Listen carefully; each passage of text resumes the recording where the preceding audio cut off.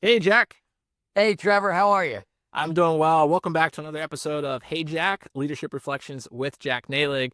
Last episode, we talked about being a visionary in leadership, which was one of our last core pillars of leadership that we worked through. I have a lot of, I guess we just call these topics around leadership that I've always been curious about myself, or others that I've spoken to have been curious about, or even have asked me my input and takes on them. So, if you don't mind, this episode, I'd love to shift gears, just start with one of these topics, and then probably over the next couple weeks, we'll hit you with a couple more topics. And some of these, I'm not expecting you to have any prepared answers for. I just want to get your thoughts, maybe what you think, what you reflecting back on might have done different, just wherever it takes us. Does that sound good? You bet. All right. So the topic that I'm really curious about, when we talked about being a good leader, I think one of the things that I had asked was being liked as a leader. And, we had talked about that in that episode. And I think kind of something that's really related to that is conflict. And when it comes to conflict in leadership, how do you view that? How do you approach it? What are you thinking about this? Yeah. Well, this is a good one. And my immediate full body reaction is I reject it, right? So Interesting. when people talk about conflict as a catalyst and, is there good conflict in business? And there is good conflict in business.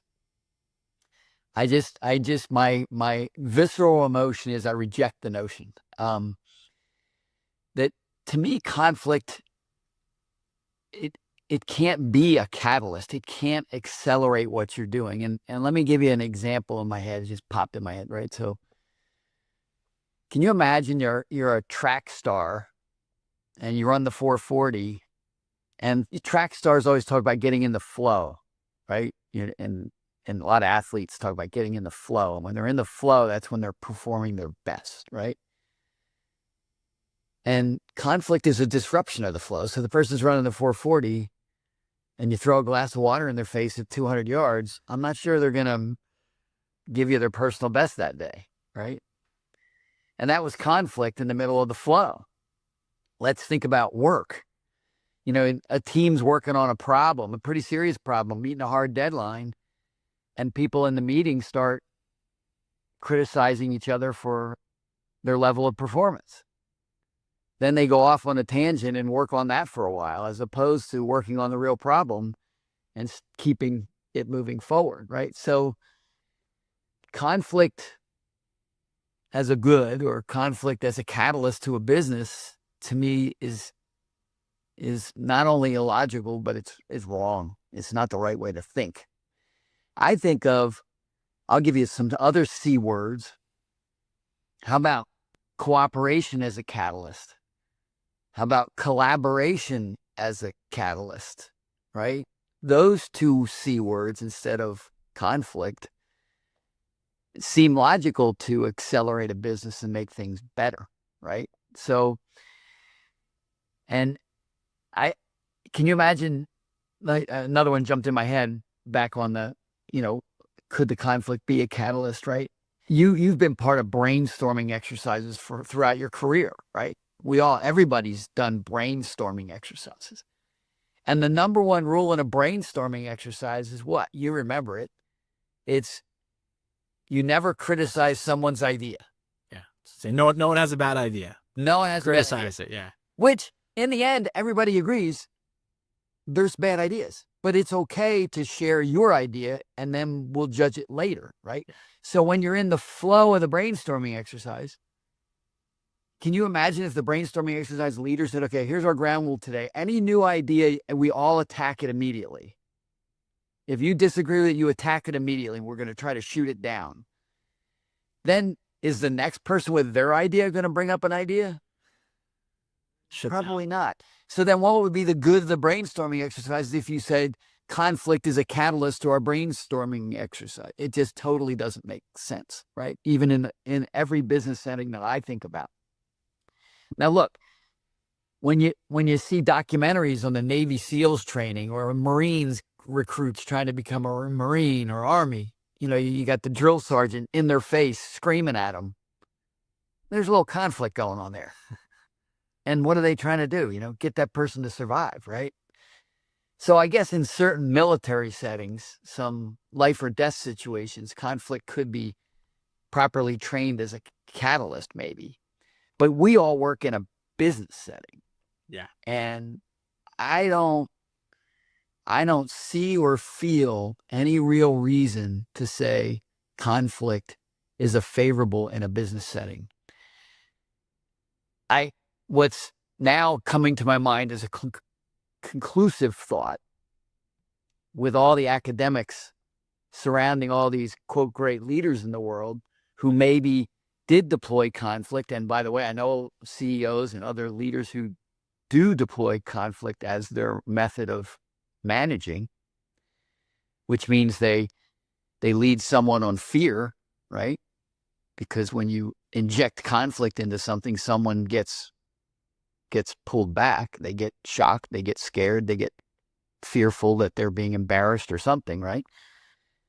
Well, all I can think of is maybe the academians said to themselves, well, here's a conflict-based leader and they achieved great results, so there must be something good there. Let's name it. So they put some academic stuff around conflict as a catalyst because they found that some companies survived on highly conflict type environments. Well, that's all great, except for I wonder if that company could have done better if they didn't do the conflict-based environment, right? Yeah. So that's my visceral reaction to it, that conflict is not something you should try to nurture or manage properly or improperly in your work environment. It's just something we should acknowledge as maybe a misguided truth of the past. And I tell you, there's been many misguided truths of the past that have been changed. And we talked about one very early on our podcast. And that's the focus on people and how people used to be thought of as only a number. And that's the way you should think of it. It's kind of the GE Jack Welch thing.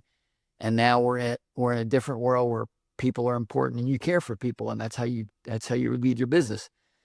So I think it's that same thing here. I think conflict at one point was raised up as a way to get results.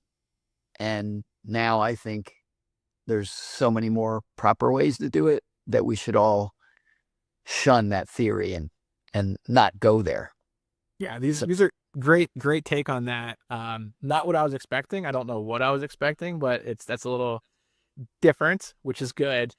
And I love what you said about collaboration, because I think conflict is often misrepresented as collaboration, where we hear healthy versus toxic conflict. But healthy conflict, essentially, in my opinion, would be, that's the definition of collaboration, right? Yeah. Where people are contributing and they're open-minded to other people's opinions, thoughts, ideas, and so forth. Whereas conflict, that it's healthy, even if you come to an outcome, it's not healthy. It's you're always going to have winners and losers in conflict, or feelings are going to get misaligned there. So I love that. I do think that's a big issue where people, they wrap up the word conflict as collaboration and they kind of mislabel things. So I think that's a really good or everyone can transition it. It can be Pavlovian. When you hear a conflict, go to collaboration, go to cooperation. Exactly. And maybe it'll happen. And look, I realize that maybe the easy button for not so good leaders, but leaders who have accomplished a lot, right? They've gotten far in their career, but they might have some bad habits. I realize a lot of the audience may experience conflict in leadership, and that it's there and they have to deal with it, right? And so I'm not putting my head in the sand and saying it doesn't exist. No, I understand that it exists. What I was rejecting is the thought that it can be a good thing, a catalyst for your business, making your business better. I think people tolerate it, and that's how it lives on. And I highly encourage everybody in leadership to try to push it to the back and replace it with collaboration and cooperation and teamwork and positivity and all the other things we've been harping on. And then you will find, I think it just dries up and goes away. So, and I think all those things that you just mentioned are what makes a great leader, but conflict is just easier to do. It's probably easier. It's easier to do. And I think that's probably what stems a lot of this stuff. So, but yeah, that's great topic. I know I've always been curious about that. So that opened up my mindset a little bit on how I'm going to think about it. I'm sure it's going to help others as well. So appreciate that. And if you're open for it, Jack, next episode, I think we should tackle some more topics like this. What do you think?